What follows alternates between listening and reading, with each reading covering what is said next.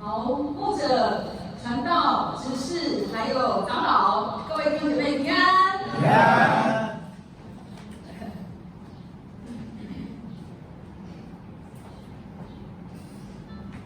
အားလုံးပဲ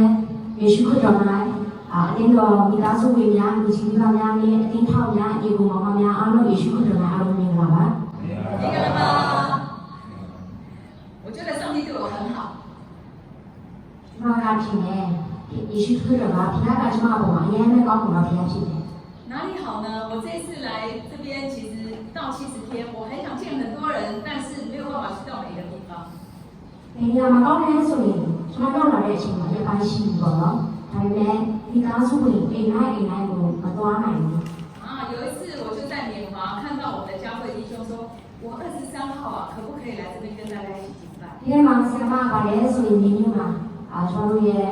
ကိုကြောင့်ကိုအတင်းထောက်နဲ့တွေ့တဲ့အချိန်မှာဆရာမပြောတယ်ပေါ့နော်ကျွန်တော်ဒီတော့မှလာပြီးတော့ကျွန်တော်ဝင်ရခြင်းတယ်အဲဆိုတော့အခွင့်အရေးရရှိနိုင်မလားလို့မြင်တယ်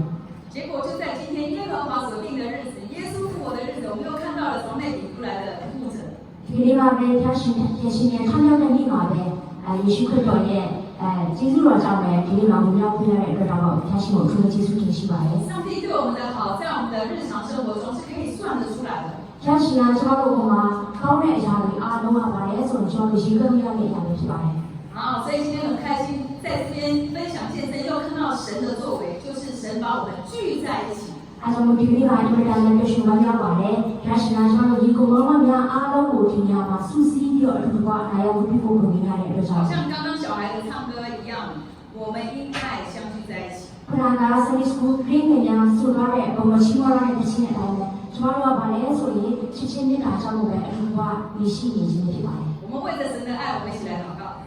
ဒီလိုကြောင့်လို့ဒီချစ်ချင်းမြတ်တာအတွက်ကြောင့်ကျွန်တော်တို့ဒီမှာဆုတောင်းကြရအောင်亲爱的天父，我们感谢赞美你。ဘာလို့ဆိုရင်တော့ဘာလို့ရှိနေမှာလို့ယေရှုတင်ပါတယ်你的爱是长阔高深。ဒါရှင်ချစ်ချင်းမြတ်တာဒီအင်တာမှာရှိမှလည်းဒီကလေးဖြစ်ပါတယ်你的爱是把我们挽回回来。ဒါရှင်ရဲ့ချစ်ချင်းမြတ်တာဒီကျွန်တော်တို့ရဲ့အသက်တာကိုပြန်လည်ပြီးခေါ်ဆောင်ပြီးတဲ့ဒါရှင်ဖြစ်တဲ့အတွက်ယေရှုတင်ပါတယ်你的爱是使我们生命得建造。ဒါရှင်ချစ်ချင်းမြတ်တာဒီကျွန်တော်ရဲ့အကြောင်းစီတိုင်းရဲ့အသက်တာကိုပြန်လည်ပြီးဆောင်ခွင့်ရတဲ့အတွက်ယေရှုတင်ပါတယ်你的爱是使我们往前走的时候没有惧怕。ဒါရှင်ချစ်ချင်းမြတ်တာဒီအကြောင်းစီတိုင်းရဲ့အသက်တာမှာရှေ့ဆက်ပြီးသွားရမယ့်အသက်တာမှာရှောက်လန်းနိုင်ဖို့ရအတွက်ဖြစ်တဲ့အတွက်ကိုရှင်ယေရှုတင်ပါတယ်你的爱是在我们的路上滴下恩典的脂油。ဒါရှင်ချစ်ချင်းမြတ်တာမှာရောက်စီတိုင်းကျွန်တော်ရဲ့အသက်တာမှာပါလဲဆိုယေရှုကိုခံစားရတဲ့စီမီးပတ်ဖြစ်တဲ့အကြောင်းကိုရှင်ယေရှုတင်ပါတယ်谢谢主。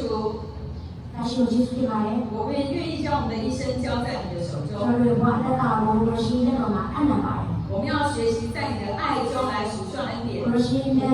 人家说是嘛，接触到第二个别人有任何的打屁事不要高级对吧？也在爱中来回应你。但是人家说是嘛，我是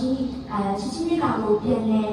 但是那个打屁事不要高级。谢谢天父，这是我们的祷告。我是接触的嘛，人说有时来耶稣当了不难了。奉耶稣基督的名。耶稣基督的名，我让我耶稣当圣的安拉里。阿门。感谢神，因着他的爱，我们被神救回来了。但是耶稣说，只要从那个大拿别人第三样可能这种过程耶稣的来。今天要跟大家分享的这个讲题，这段经文其实大家都很熟悉。ဒီနေ့တော့ကတော့ဝိညာဉ်ရဲ့အကြောင်းအရာကတော့ဒီနေ့အကြောင်းအရာကတော့အားလုံးလည်းသိရှိထားတဲ့အရာတွေဖြစ်ပါတယ်။就是把羊扛回来的那一段。ဒီဟာပါလဲဆိုရင်သုံးကိုပခုံးပေါ်ထည့်ပြန်လာခြင်းဖြစ်ပါတယ်။我们知道啊，牧羊人他在找他的羊的时候，ကျွန်တော်တို့သိတယ်ပေါ့နော်တိုးထိန်တွေကသူ့ရဲ့တိုးတွေကိုပြန်နေရှာဖွေရနေမှာ他是非常开心的，他找到了以后，他不是责备他的。သူကပါလဲဆိုရင်ဒီသူ့ရဲ့တိုးတွေကိုပြန်နေရှာဖွေတဲ့အချိန်မှာသူကအင်မတန်ကြွရှင်ဝမ်းမြောက်နေဖြစ်တယ်အပြည့်တင်ခြင်းမဟုတ်ဘူးဖြစ်我们回到神的家中，在神的爱中，也不是被骂回来了。ကျွန်တော်တို့ကယေရှုခရစ်တော်ရဲ့ဒီအသေးကိုပြန်နေရောက်ရှိလာတဲ့အချိန်မှာလည်းကျွန်တော်တို့ကပါလဲဆိုရင်စုငေါ့ပြီးခံရတာဖြစ်ပြီးတဲ့ချစ်ချင်းနဲ့အားဖြင့်ပြန်ရောက်ရှိလာကြခြင်းဖြစ်ပါတယ်今天我们会在这个经文里面，我要特别提“扛”的这个字。ဒီနေ့ဘုရားလူ့ဘက်တော်ရဲ့ချမ်းချင်းထဲမှာဆိုရင်ကျွန်တော်ကအဓိကအနေနဲ့ပြောရမယ့်အရာကပါလဲဆိုရင်ခံခြင်းနဲ့ဖြစ်ပါတယ်好，因为神把我们扛回来了。ဘာလဲဆိုရင်ယေရှုခရစ်တော်ကကျွန်တော်တို့ရောက်စီတိုင်းကိုခံရပြန်လာခြင်းဖြစ်ပါတယ်我们来看下一页，在路加福音的15章5节。ကျွန်တော်တို့ဆက်လက်ပြီးကြည့်ရမယ့်ချမ်းချင်းအနေနဲ့ကတော့ရှင်တို့ကခရစ်ဝင်အခန်းကြီး15အနေ5ပဲ找到了，就欢欢喜喜地躺在肩上，回到家里。ကျွန်မလည်းဖတ်ပြပါမယ်ရှင်ကခရစ်ရဲ့ခန်းကြီး15အနေနဲ့သူတို့အခါဝမ်းမြောက်စွာဘုရားချမ်း၍အိမ်သို့ပြန်လာ၏လို့ကျမ်းစာထဲမှာဖော်ပြထားပါတယ်讲到这个找着了，代表牧人真的有出去找。ဒီနေရာမှာတွေ့တော့အခါဆိုတာကိုဘာနဲ့ကိုပြောချင်လဲဆိုရင်ဒုက္ခရည်ကသူ့ရဲ့သူ့ကိုသွားရှာခြင်းနဲ့ကိုယ်တိုင်သွားရှာခြင်းရှာဖွေခြင်းဖြစ်ပါတယ်讲到欢欢喜喜，代表这个牧人他没有看到他失去的羊，看到了以后他就讨厌他。ဒါလည်းဆိုရင်ဝမ်းမြောက်စွာဖြင့်ဘကုံးမချမ်း၍အိမ်သို့ပြန်လာတဲ့အချိန်မှာဒီနေရာမှာပြောချင်တာပါလဲဆိုရင်ဒုက္ခရည်ကသူ့ရဲ့သူ့ကိုတွေ့ရှိတဲ့အချိန်မှာအပြစ်တင်ခြင်းမဟုတ်ဘဲနဲ့ပျော်ရွှင်ဝမ်းမြောက်စွာဖြင့်ခံလာရဲဆိုတာကိုပြောချင်ဖြစ်ပါတယ်这个羊失去了，这个牧人真的去找了，而且看到他以后接纳他。ဒီသူထိန်းလာပါလေဆိုရင်သူ့ရဲ့သူပျောက်ဆုံးသွားတဲ့သူကိုပြန်ပြီးရှာတွေ့တဲ့အချိန်မှာပါလေဆိုရင်ပြန်ပြီးခေါ်ဆောင်လာတဲ့အချိန်မှာတကယ်ပဲသူ့ကိုပြန်ပြီးတော့လက်ခံလာတဲ့ဖြစ်ပါတယ်不仅接纳他，还承担他的重量。他说扛在肩上。သူ့ကိုပြန်ပြီးလက်ခံရုံနဲ့မကဘူးပါလေဆိုရင်သူကိုယ်တိုင်ကပါလေဆိုရင်သူကသူ့ရဲ့သူ့ကိုပခုံးပေါ်မှာခံထားခြင်းဖြစ်တယ်လို့ဖော်ပြထားတယ်经文还说回到家里，ဆန်းချက်မှာပြန်ပြောလာတယ်ဆိုရင်အိမ်တို့ပြန်တော့意思就是这个牧人把羊扛在肩上，然后回来带回来。ပြောချင်တဲ့ကိစ္စကတော့သူထိန်းတာသူ့ရဲ့သူ့ကိုပခုံးပေါ်မှာထိုင်ပြီးတော့ပျော်ရွှင်ဝမ်းမြောက်စွာဖြင့်အိမ်တို့ပြန်လာတယ်လို့ဆိုလို့ရှိရင်ဖြစ်ပါတယ်所以从这一句经文里面会看到有4个。ဒီလိုကြောင့်မို့ဒီ真正မှာကြီးကြီးအဖြစ်ကျွန်တော်တို့ပါလဲဆိုရင်အကြောင်းအရာလေးချက်ကိုသိရှိနိုင်ပါတယ်一个就是他真的去找了。ပထမတစ်ချက်အနေနဲ့ပါလဲဆိုရင်သူကတကယ်ပဲအစစ်အမှန်သွားပြီးရှာဖွေခြင်းဖြစ်ပါတယ်找着了以后他就接纳。တွေ့ရှိတဲ့အချိန်မှာပါလဲဆိုရင်သူကသက်ခံခြင်းဖြစ်ပါတယ်接纳以后他承担他的重量。သက်ခံပြီးတဲ့နောက်ပိုင်းမှာသူကပါလဲဆိုရင်တောင်းပေးရှိပါတယ်然后把他带回来。ပြီးတော့ပါလဲဆိုရင်ဒီတို့ကိုပြန်လည်ခေါ်ဆောင်လာခြင်းဖြစ်ပါတယ်我们看到下一页，在我们知道人看起来的那个失去的，好像牧人失去一只羊的时候，ကျွန်တော်တို့အနေနဲ့ကြည့်လဲဆိုရင်ဒီတိုးထင်းတွေကပါတို့အနေနဲ့ကြည့်လဲဆိုရင်တိုးတွေကပျောက်ဆုံးသွားတဲ့တိုးကိုဘယ်လိုမြင်လဲဆိုရင်原来这个牧羊人是很宝贵的。ဒါပေမဲ့ပါလဲဆိုသူ့ရဲ့အမြင်မှာကတန်ဖိုးမရှိတဲ့အရာကပါလဲဆိုရင်တိုးထင်းရဲ့အမြင်အရာမှာသူကအင်မတန်ပဲတန်ဖိုးရှိတဲ့အရာလေးဖြစ်ပါတယ်在这一段经文里面，我们看到有失羊，有失钱，还有那个浪子。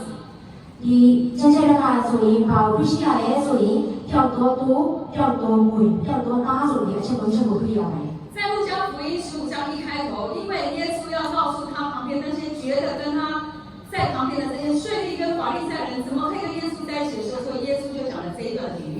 ဒီကပါလဲဆိုရင်ဒီအခန်းကြီးအစမှာပါလဲအစမှာဆိုရင်တကယ်ရှိတဲ့ဒီအနာတစ်ပိုင်းမှာပါလဲဆိုရင်စိုးသောသူများအခုအခုပေါက်ခံတဲ့သူတွေအများပြားရှိတယ်ဆိုတော့ပြောပြခြင်းဖြစ်တယ်在路加福音，他有提到有失了1块钱，然后有失了一个羊，丢掉一只羊，然后一个钱不见了，然后后面又讲到有2个儿子的故事。ဒီပါလဲဆိုရင်ဒီရှိမှုကခလို့ရင်အခန်းကြီးကျေပါဆိုရင်ဘာလို့ထောက်ပြပါလဲဆိုရင်တိုးပြောင်းခြင်းနဲ့ပြီးတော့ငွေစေပြားပြောင်းဆုံးခြင်းနောက်ဆုံးမှပြီးတော့ပါလဲဆိုရင်ပျောက်တော့တာသားပြောင်းဆုံးခြင်းကိုဖော်ပြထားခြင်းဖြစ်ပါတယ်那耶稣要用这样的比喻来代表他心中对于那个失去的看重。ယေရှုခရစ်တော်ကပါလဲဆိုရင်ဥပမာအနေနဲ့ကျွန်တော်တို့ခိုင်းလာပြီးသူဆုံးရှုံးသွားတဲ့သူ့ကိုဥပမာနဲ့ခိုင်းလာပြီးဖော်ပြထားခြင်းဖြစ်ပါတယ်哦，原来失去、失落、失败，对神来讲，神都有他的计划跟方法，可以把它带回来。ဆုံးရှုံးခြင်းပျောက်ဆုံးသွားခြင်းရဲ့အရာကပါလဲဆိုရင်တကယ်ရွှေ့အမြင်လာဆိုရင်ဒါဒီအားလုံးကပြန်လည်ခေါ်ဆောင်လို့ရတဲ့အရာတွေဖြစ်ပါတယ်如果以数量来讲，我们说100个羊少掉一只也不算什么嘛。ကျွန်တော်တို့အနေနဲ့ပြောလဲဆိုရင်ဒီတိုးအကောင့်တရားကတစ်ခေါက်တော့ပျောက်ဆုံးသွားတယ်ဆိုတာကဘာမှမဟုတ်တဲ့ကိစ္စတွေဖြစ်ပါတယ်好，我们来看下一页，在100只羊里面少掉一只羊。တိုးအကောင့်တရားထဲမှာအကောင်တစ်ခေါက်ကပျောက်ဆုံးသွားတဲ့အချိန်မှာ你们中间谁有100只羊失去一只，不把这99只撇在旷野去找那失去的羊，直到找着呢？ရှင်တို့ကခရစ်ရဲ့အခန်းကြီး15အငယ်လေးမှာဘယ်လိုဖော်ပြထားလဲဆိုရင်တင်တို့တွင်သုံးပြီးတော့သူ၌တို့အရာရှိ၍တို့အောင်ပြောင်းလဲရင်ကိုယ်စကူပေါင်းတော့တို့ကိုတော်တွင်ထားနေဒီမှာပျောက်တို့တို့ပေါင်းကိုမတွေ့မိနိုင်အောင်တွား၍မရှာပဲနေလို့ဖော်ပြထားပါတယ်从这一段经文里面，这个经文里面我们看到有100跟1的这个跟99的这个数字。ဒီ ဒီချမ်းချမ်းမှာကိုကျွန်တော်တို့ပြန်နေချင်းချင်းအဖြစ်သင်္ကန်းတစ်ခုကိုတွေ့ရပါမယ်အဲ့ဒါကပါတယ်တရားနဲ့59ပြီးတော့ပါတယ်ဆိုရင်တစ်ထောင်တစ်ပဲဖြစ်ပါတယ်原来牧者会看到有没有来的失去的那一只အဲ့ဒါပါတယ်ဆိုရင်သူထိန်းတာပါတယ်ဆိုရင်ကိုယ်ရဲ့ပြောက်ဆုံးသွားတဲ့ရောက်ရှိမလာတဲ့သုံးတဲ့တစ်ထောင်ကိုတွေ့ရှိနေဖြစ်ပါတယ်他说失掉的那一只失去的他要把它找着သူကပြောတယ်သူပြောက်ဆုံးသွားတဲ့သုံးတဲ့တစ်ထောင်ကိုသူကပါတယ်တွေ့ဒီအထိပြန်နေရှာဖွေရှိနေဖြစ်ပါတယ်我们一般人会看到在的但是牧者看到的是没有来的ဒါပေမဲ့ကျွန်တော်တို့အနေနဲ့ကြည့်နေဆိုရင်ဘာလဲဆိုရင်မရှိတဲ့အရာကိုပဲမြင်ဒါပေမဲ့ဘာလဲဆိုရင်သူထိန်းတာတော့သူရှိနေတဲ့အရာကိုဆက်လက်ပြီးမြင်နေမှာပဲဖြစ်တယ်所以耶稣用这个比喻他说那个牧人去找那失去的羊去ဒီယေရှုက真正မှာဖော်ပြတာဘာလဲဆိုရင်ဥပမာနဲ့ထိုင်တိုင်းပြီးဖော်ပြတာဆိုသူထိန်းတာတဲ့ဘာလဲဆိုရင်သွားရှာတယ်所以我们也求神给我们一个敏锐的心敏锐的眼光အဲကြောင့်ဘုရားရှင်ကျွန်တော်တို့ရောက်စီတိုင်းကိုမဆာပါစေမြင်တော့ခြေဝင်းတော့အမြင်ကိုမြင်နိုင်ဖို့ရန်အတွက်ဖြစ်ပါတယ်我们不仅是看到有来的人我们要看到有哪一个人ကျွန်တော်တို့ကဘာလဲဆိုရင်ယာလေးတဲ့သူကိုပဲမတွေ့မြင်ပေမဲ့မလာတဲ့သူကကျွန်တော်တို့ကဘယ်တော့မလာလဲဆိုတော့တွေ့မြင်တဲ့ပုံပဲလိုအပ်ပါတယ်我们要求主给我们一个敏锐的心有哪一个可能下次一定会再来ကျွန်တော်တို့ကဘာလဲဆိုရင်ဆက်လက်ပြီးကြည့်ရှုတဲ့အမြင်ကဘာလဲဆိုရင်ဒီထောက်ထားတဲ့သူတွေကနောက်တစ်ချိန်မှာနောက်တစ်ခေါက်မှာကြာမလားမလာဘူးဆိုတော့မြင်တဲ့ချင်းဖြစ်ပါတယ်因为一个羊它脱离团体通常还是会有些征兆的ဘာဖြစ်လို့လဲဆိုရင်သူ့တစ်ခေါက်ကသူကဘာလဲဆိုရင်သူ့ရဲ့တိုးတွေနဲ့အခြားသောတိုးတွေနဲ့ဝေးကွာသွားတဲ့အချိန်မှာဘာလဲဆိုရင်နမိတ်တစ်ခုတော်တော်များများကဖတ်တတ်ကြတယ်我们如果聚完会之后我们可以先跟我们认识的朋友打招呼我们可以敏锐的看哪一个我跟他不熟你可以跟他认识ကျွန်တော်တို့ဘာလဲဆိုရင်ကျွန်တော်တို့ဒီညီကိုအတင်းတော်နဲ့ညီကိုဘယ်သူကကျွန်တော်ရဲ့ကိုပြောမဖြစ်တယ်ဘယ်သူကအခုမှစရောက်လာတယ်ညီကိုကိုကျွန်တော်တို့ဘာလဲဆိုရင်ကိုယ်ကစပြီးတော့သူနဲ့သွားပြီးတော့လက်ထွက်လို့ရပါတယ်如果有一个新朋友来到我们当中他一来就很被爱他下次肯定还会再来ဘယ်လိုကျွန်တော်တို့ဒီအတင်းတော်မှာဆိုရင်ကျွန်တော်တို့ဒီကညီကိုမမတယောက်ကအစ်တော်သူရောက်လာတဲ့အချိန်မှာကျွန်တော်တို့ကစပြီးကိုယ်ကအစပြီးတော့သူ့ကိုသွားပြီးတော့ငင်းနေတဲ့အချိန်မှာဒီလူကနောက်တစ်ချိန်မှာနောက်တစ်ခါမှာဆက်ပြီးတော့မှာပဲဖြစ်ပါတယ်通常我们在一个团体我下次不想再去通常前一次我们会有那个感受就是这个团体我大概今天来了以后不会再来တကယ်လို့အဲ့လိုမျိုးမရှိဘူးဆိုရင်ကျွန်တော်တို့ဒီအတိတ်တော်သူရောက်လာတဲ့ညီကိုမောင်နှမစိတ်ထဲမှာဘယ်လိုရှိလဲဆိုရင်သူ့ကိုအဲ့ခံတဲ့လူရှိဘူးနည်းနည်းထွေးထွေးနဲ့ဆက်ဆံတဲ့လူမရှိတဲ့အချိန်မှာနောက်တစ်ခါကျရင်ရောက်လာဖို့ကအင်မတန်ခက်ခဲပါတယ်所以牧者还有弟兄姐妹我们弟兄姐妹也跟牧者一样我们一起把来到这里的人我们能够关心让他能够持续的在这里敬拜အဲ့ဒီအတွက်ကြောင့်ကျွန်တော်တို့တိုးထိန်ပြီးတော့အနေနဲ့ပါတယ်ဆိုရင်နှလုံးသားတိုးထိန်တဲ့နှလုံးသားလေးတို့တော့မျက်နှာရှိပြီးတော့ရာတဲ့ရောက်စီတိုင်းကိုပါတယ်ဆိုရင်သူ့အပေါ်မှာထားရှိရမယ့်ချစ်ချင်းမျက်နှာပဲဖြစ်ပါတယ်可能有人在家中没有讲话的对象但是来这里有人听他讲话တချို့တို့တွေကမိမိအိမ်မှာသူနဲ့စကားပြောဖို့မရှိဘူးသူနဲ့စကားပြောစရာမရှိဘူးဒါပေမဲ့အတင်းတော်ကိုရောက်ရှိလာတဲ့အချိန်မှာပါတယ်ဆိုရင်သူ့ကိုစကားလာပြီးတော့ခေါ်ပြီးရတဲ့ရှိပါတယ်所以神要透过他自己的教会透过神的家他要帮助我们拢在一起一起来敬拜အားကြောင့်မို့ဒီနေ့တခင်ယေရှုကဖျားရှင်ရပါတယ်ဆိုရင်သူကိုယ်တိုင်သူ့ရဲ့အတင်းတော်အားဖြင့်ကျွန်တော်တို့အရောက်စီတိုင်းကိုပါတယ်ဆိုရင်အတူတကွဆွေးကိုရတယ်ဖြစ်ပါတယ်所以在那一次还没有离开团队之前我们要先打预防针不希望每一只失落希望每一只都可以留下来အဲ့ဒီအတွက်ကြောင့်မို့ကျွန်တော်တို့ပါတယ်ဆိုရင်ချူတင်ကာဝယ်ပြီးကာဝယ်စီထိုးမှပဲဖြစ်ပါတယ်ပါတယ်ဆိုရင်ကျွန်တော်တို့ရဲ့တိုးတွေမပြောင်းဆုံးဖို့ရန်အတွက်ဖြစ်ပါတယ်那在经文里面呢我们看到那只羊确实是不见了怎么办呢ဒီချမ်းချမ်းမှာပေါ်ပြလာတာအဲ့ဒီတိုးတဲ့ကောင်ကတကယ်ပြောင်းဆုံးသွားတာပဲဖြစ်ပါတယ်我们来看下一章在要去扛羊之前要有牧人的心那么第二ချက်တွေကပါလဲဆိုရင်တိုးကိုပခုံးပေါ်မှာချမ်းပြီးမိမိစိတ်အတွင်းကတိုးထင်းခဲ့သောနှလုံးသားအရင်ရှိရမယ်လို့ဆိုလို့ရှိနေဖြစ်ပါတယ်这个牧人的心就是代表这一只羊它是属我的所以我要把它找回来ဒီတိုးထင်းတဲ့နှလုံးသားကပါလဲဆိုရင်ဒီပျောက်ဆုံးသွားတဲ့တိုးတစ်ခါကငါရဲ့တိုးဖြစ်တဲ့ဆိုတဲ့အဲ့ဒီနှလုံးသားကိုရှိရမှာ它是属神的要回到神的家中သူကပါလဲဆိုရင်ယေရှုခရစ်တော်ကိုဆိုင်တဲ့တိုးဖြစ်တယ်အဲ့ဒါကြောင့်မို့သူကပါလဲယေရှုခရစ်တော်ရှိမှပြန်လာမှာပဲဖြစ်တယ်လို့ဆိုလို့ရှိနေဖြစ်ပါတယ်不是可有可无的是一定要回家ဘာလဲဆိုရင်ရှိတဲ့ဒီလူကရှိတဲ့ရတယ်မရှိတဲ့ရတယ်ပြန်လာရရတယ်မပြန်လာရရတယ်လို့ဆိုချင်မဟုတ်ပါဘူးတကယ်ပဲအမှန်တကယ်ပြန်လာမှာလည်းဖြစ်ပါတယ်一只羊如果在外面到最后的结局就是灭亡သူတို့ကောင်ကအပြင်မှာချန်ထားခဲ့တယ်ဆိုရင်သူ့ရဲ့နောက်ဆုံးသောအချိန်ကာလကပါလဲဆုံးရှုံးခြင်းဖြစ်ပါတယ်所以我我们如果去寻找我们的弟兄，我们要去看访我们的弟兄，我们不是用责怪的，不是用去论断的，而是要有牧人的心去爱他，把他挽回来。အဲကြောင့်မို့ပါလဲဆိုရင်ကျမတို့ကတိုးထိန်နှလုံးသားနဲ့ကျမတို့ရဲ့တိုးတွေကိုပါလဲဆိုရင်ကျမတို့ကိုယ်ကိုယ်တိုင်ကသွားပြီးတော့ချစ်ချင်းလေးကပြပြီးနဲ့အပြစ်တင်တဲ့စိတ်မဟုတ်ဘဲနဲ့ပြည့်ရတဲ့စိတ်မဟုတ်ဘဲနဲ့သူ့ကိုပါလဲဆိုရင်ပြန်လဲခေါ်ဆောင်ခြင်းဖြစ်ပါတယ်刚刚我们讲失去的那只神的心，牧人的心在那只羊的身上。ခုနပြောရတဲ့တစ်ခေါက်ပြောက်ဆုံးခြင်းတစ်ခေါက်ပြည့်စုံခြင်းအချိန်မှာလေတိုးထိန်ရဲ့နှလုံးသားကအဲ့ဒီပြောက်ဆုံးတဲ့တစ်ခေါက်အပေါ်မှာရှိနေခြင်းဖြစ်ပါတယ်我们要求主给我们有牧人的心肠，有神的爱。当我们去挽回我们弟兄去看访的时候，我们就知道神如何的看重他。ကျမတို့ရဲ့အသက်တာမှာပါလဲဆိုရင်ဖျားရှင်မဆာကောင်းကြီးပြပါစေကျမတို့ရဲ့အနေမှာပါလဲဆိုရင်ကျမတို့ရဲ့ညီအကိုမောင်မတိုးတွေပြောက်ဆုံးတဲ့အချိန်မှာပါလဲဆိုရင်တိုးထိန်တဲ့သူတို့နှလုံးသားရှိဖို့ရတဲ့ဖျားရှင်မဆာပါ人看到的容易看到的是世界，လူတွေအမြင်နဲ့ကြည့်လဲဆိုရင်လူအမြင်ကကြည့်လဲဆိုရင်အပြင်ပိုင်းအရာတွေကိုလည်းမြင်တတ်ပါတယ်然后我们看到的就是这个人他做的有多好，或者是他失败过几次。ကျမတို့လူတွေနဲ့မြင်တဲ့အရာကပါလဲဆိုရင်ဒီလူကသူ့ရဲ့ဘလောက်တောင်တော်တယ်ဘလောက်တောင်လုပ်နိုင်တဲ့အရာနောက်ထပ်ပါလဲဆိုရင်ဒီလူကဘလောက်တောင်အမားရှိတယ်ဘလောက်တောင်လေးစားထားတယ်ဆိုတဲ့အရာတွေမြင်တတ်ပါတယ်但是神看见的是他是属我的，他必须要被神挽回，被神ဒါပေမဲ့ယေရှုခရစ်တော်ရဲ့ဖျားရှင်ရဲ့အမြင်ထဲမှာပါလဲဆိုရင်သူဒီတိုးဒီငါနဲ့သက်ဆိုင်တော်သူဖြစ်တယ်အဲ့ဒီအတွက်ကြောင့်ဒီကပြန်လည်ခေါ်ဆောင်ခြင်းကိုခံရတယ်တိုးပဲဖြစ်တယ်လို့ပြောတာ所以如果我们去看访弟兄，或者是我们要去找神的羊的时候，难免因为不是很顺利，有失望的时候怎么办呢？千万不要被失望来取代神的အားကြောင့်မို့ဒီခါလေးမှာကျမတို့ရဲ့ညီကိုမမတွေကိုတွားပြီးတော့အိမ်တို့တွားရောက်ပြီးလေပတ်တဲ့အချိန်မှာတွားပြီးမင်းမြတဲ့အချိန်မှာအဆင်ပြေတယ်ဆိုတာမရှိဘူးဒါပေမဲ့တို့တော်လည်းဗာလဲဆိုရင်စိတ်မပြတ်ပဲဆက်လက်ပြီးတော့လည်းဆက်လက်ပြီးကြည့်ရှုပြရမှာပဲဖြစ်经文告诉我们说，耶稣说去找。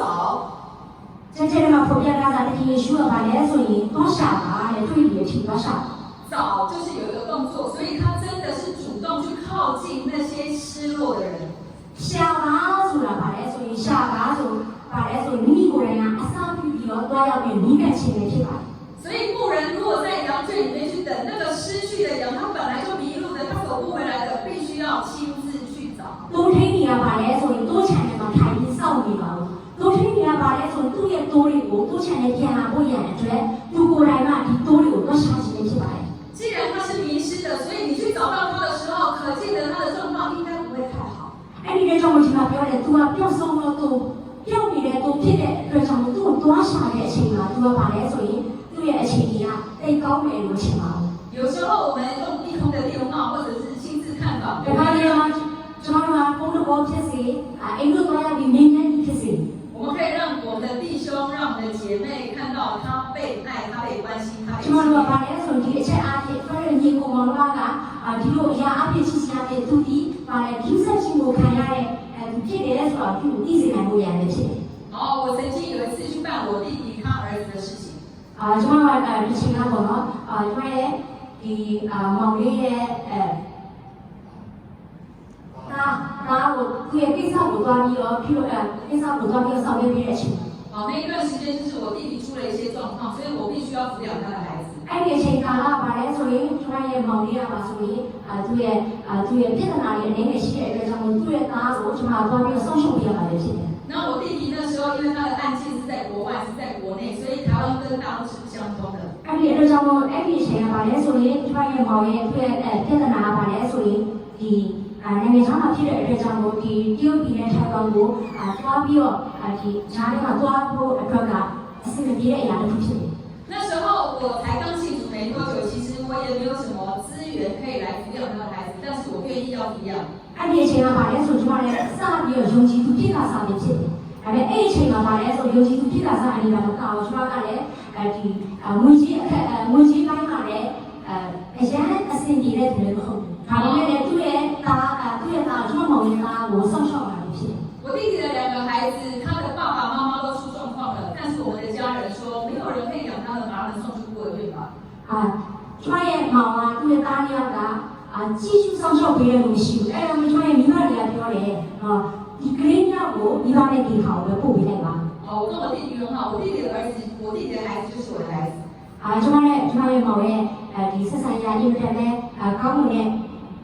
ညီမောင်နှမပဲဖြစ်တယ်အဲအကြောင်းကိုသူ့ရဲ့သားကကျွန်မရဲ့ကလေးနဲ့သားနဲ့အတူတူပါပဲ 那时候上帝才帮我把10年的毒戒掉，所以我觉得我的上帝要来帮助这2个孩子的生活应该是没问题。အဲ့ဒီအချိန်ကပါလဲဆိုရင်ကျွန်မကဒီမူရစီဝါရဲ့မူရစီဝါကိုချီအောင်ခံရတဲ့10နှစ်တာအတွင်းမှာဆိုရင်ပြန်လဲကောင်းမွန်လာစားတဲ့အချိန်မှာဆိုရင်ကျွန်မယုံကြည်တယ်ကျွန်မရဲ့အသက်တာကဖျားရှိသုံးဖို့အတွက်ဖြစ်တယ်ဆိုတော့ယုံကြည်ပါတယ် 我们台湾的政府呢是有一些补助可以来帮助那些失亲的孩子。ထိုင်ဝမ်ရဲ့အစိုးရကပါလဲဆိုရင်ဒီပါလဲဆိုရင်မိဘတွေဆုံးရှုံးသွားတဲ့ကလေးငယ်တွေကိုပြုစုဆောင်ရှောက်တဲ့နေရာမှာထောက်ပံ့ပေးတဲ့အစိုးရပဲဖြစ်တယ် 但是我要去办的时候，因为没有这个证明可以来证明我的弟弟跟弟媳是在大陆。အဲဆိုကျွန်တော်ဒီကိစ္စကိုတွားပြီးတော့စီစဉ်တဲ့အချိန်မှာပေါ့နော်ဒီကလေးငယ်နဲ့ကကျွန်မရဲ့မောင်ရဲ့တားဖြစ်ချောင်းဆိုတဲ့စာရွက်စာတမ်းထောက်ထားဖို့မရှိဘူးဖြစ်နေတဲ့အချိန်မှာ 但是我就是有一个信心，我相信上帝会透过政府来帮助这2个孩子。 ဒါပေမဲ့ကျွန်မအရှုံးကြီးရဲ့အဲ့ဒီကိစ္စကိုတော့ဆောင်ရွက်ရတဲ့အချိန်မှာဒီအထောက်ထားတွေမရှိခဲ့တဲ့ဖျားရှင်ကကျွန်မကိုကောင်းချီးပေးလိုက်တယ်ငါဆောင်ရွက်တယ်ဆိုတော့ရှိတယ် 然后当我要去办理的时候，没有任何的证件，但是有一次遇到了一个柜台的消息。ကျွန်မဒီကိစ္စတွေကိုတော့ပြစီစဉ်ဆောင်ရွက်တဲ့အချိန်မှာဗါလဲဆိုရင်ဘာမှစာရေးစာတမ်းအထောက်ထားမရှိခဲ့တဲ့နဲ့ဒါပေမဲ့ကျွန်မတို့ကြောက်နေတွေ့ခဲ့တယ် 他就在我都办不了的时候，突然就是有一个小姐，她看到我，她什么都没问，她只有说你还好吗？你还好吗？အဲ့ဒီအချိန်မှာဗါလဲဆိုရင်ဒီကောင်နာရှိတဲ့မြို့သမီးတို့ကဗါလဲဆိုကျွန်မရဲ့အခြေအနေကိုကြည့်ပြီးတော့ကျွန်မကိုမြင်နေတယ်ဒီအဆင်ပြေပါလားပေါ့ 他要的不是我能够拿出来的证明，他问的是我还好吗？ သူကဗါလဲဆိုဒီမြို့သမီးကဆရာမကိုဗာမေးလဲဆိုရင်တိမှာဗာအထောက်ထားရှိတယ်လေဒီလိုမေးပါသူမေးတဲ့ပထမမေးခွန်းကတင်အဆင်ပြေပါလား 我那时候好不好？ အဲ့ဒီအချိန်မှာကျွန်မအဆင်ပြေနိုင်ပါဘူး 办不出来好不好？ ဘာမှမလုပ်နိုင်တဲ့အချိန်အဆင်ပြေလား 不好。 အဆင်မပြေပါဘူး 他问我你还好吗？我眼泪就掉下来了。 သူကပြောတယ်အဲ့ဒီအလူပြကျွန်မကိုမေးတယ်တင်အဆင်ပြေပါလားအဲ့ဒီအချိန်မှာကျွန်မမြေရီကောင်ကမြေရီကောင်နဲ့မြေရီဝေးနေပြီပေါ့နော် 我下一句话我问他， ကျွန်မနောက်တော့ဆက်ပြီးပြောတဲ့အကြောင်းကတော့ 我说你是基督徒吗？ ကျွန်မကအဲ့ဒီအမျိုးသမီးကိုမေးတယ်တရားယုံကြည်သူတရားလား 他说我是的， သူကပြောတယ်အဲ့ဒီကဟုတ်ပါတယ်ကျွန်မယုံကြည်သူတရား 我就知道了，可以办得出来。 အဲ့ဒီအချိန်မှာကျွန်မကယုံကြည်တယ်ဒီကိစ္စကအင်မတန်နဲ့အဆင်ပြေမှာပဲဖြစ်တယ် 不是他帮我办的，是这件事情可以办得出来。 သူကလုပ်ပြီးချင်းဟုတ်ပါဘူးကျွန်မယုံကြည်တဲ့အရာကဒီကိစ္စဖြစ်ကိုဖြစ်နိုင်တယ်ဆိုတဲ့အရာပဲဖြစ်တယ် 没有任何证明可以证明我的弟弟跟弟媳人在国外，可是台湾还是把这个补助拿下来，让我可以养我的弟弟他们。 ဘယ်ကိစ္စပဲအကြောင်းအရာမှာတက်ပြီးအထောက်ထားမပြနိုင်ပေမဲ့လည်းဒါပေမဲ့ကျွန်မယုံကြည်တဲ့အရာတစ်ခုကဒီကလေးနဲ့ဥပမာကျွန်မဒါပြီးတော့ကျွေးမွေးပြုစုဆောင်ရှောက်ရတဲ့အရာတွေဖြစ်တယ်ဆိုတော့ကျွန်မယုံကြည်တယ် 那个人跟我讲说你还好吗的时候，等于是上帝透过他的话告诉我说你还可以吗？ အဲ့ဒီအမျိုးသမီးကသူထွက်လာတဲ့ပထမဆုံးတစ်ခုကဘာလဲဆိုရင်အဆင်ပြေပါလားလို့ပြောတဲ့စကားကကျွန်မရဲ့စိတ်ထဲမှာဘာလဲဆိုတာကတတိယရှိမှကျွန်မကိုပြောတဲ့စကားဖြစ်တယ်ဆိုရင်ကျွန်မယုံကြည် 有上帝还可以吗？ ဖျားရှင်ရှိတယ်ဆိုရင်အားလုံးအဆင်ပြေပါလား 可以的。 အားလုံးအဆင်ပြေနိုင်ပါလေ 告诉有天弟兄姐妹，有上帝随时都可以。 ဖျားရှင်ရှိတယ်ဆိုရင်အရာအားလုံးကအဆင်ပြေနိုင်ပါလေ 我们可以问你还好吗？ ဆိုရင်ကျွန်မမျိုးရပါတယ်ဒီအဆင်ပြေပါလား 不好都可以很好。阿门。 မကောင်းဘူးဆိုရင်ကောင်းပါလေအဆင်ပြေပါလေ 这里的经文告诉我们说，直到早着了，我们来一起念早着了，一来背来。早着了，就欢欢喜喜的躺在天上。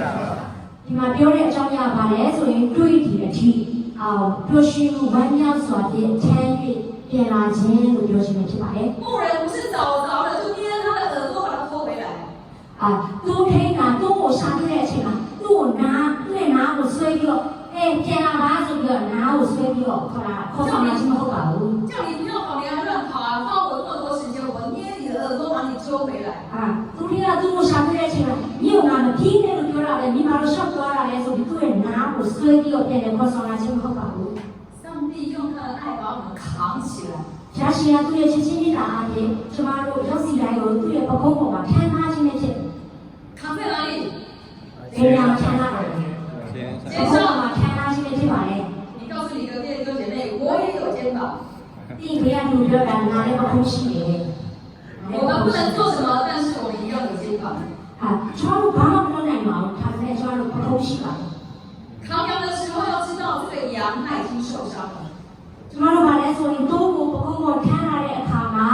ကျမတို့သိထားသိရှိထားတဲ့အရာတစ်ခုကပါလဲဆိုဒီတိုးကဒဏ်ရာများစွာနဲ့ရှိထားတဲ့တိုးနဲ့ဖြစ်နေကြတယ်သိရှိဖို့လိုပါတယ်他想回来，但是他可能回不来，可能他没有脸，可能他受伤了，他疲惫了。ဒီတိုးကပါလဲဆိုပြန်လာခြင်းပေမဲ့သူ့မှာပြန်လာစရာအကြောင်းတရားချက်မရှိဘူးဆက်နေတာလည်းဖြစ်နိုင်တယ်အားငယ်နေတာလည်းဖြစ်နိုင်တယ်所以这个羊是需要帮助的。အဲ့ဒီအတွက်ကြောင့်ဒီတိုးကပါလဲဆိုရင်သူ့ကိုသွားပြီးကူညီဖို့လိုတယ်ဆိုတာပြောချင်တယ်ဖြစ်ပါတယ်我们把羊扛回来，不是叫他乖乖的坐在这边而已。ကျမတို့ကပါလဲဆိုဒီတိုးတွေကိုပကုံးကထမ်းပြီးပြန်လာတဲ့အခါမှာသူ့ကိုညီငယ်လေးပဲဒီမှာပဲထိုင်ထားပါလို့ပြောချင်မဟုတ်ပါဘူး特别在我们基督，在我们的这个基督复兴教会，我们所针对的对象就是跟我们一样是同路人。ကျမတို့အ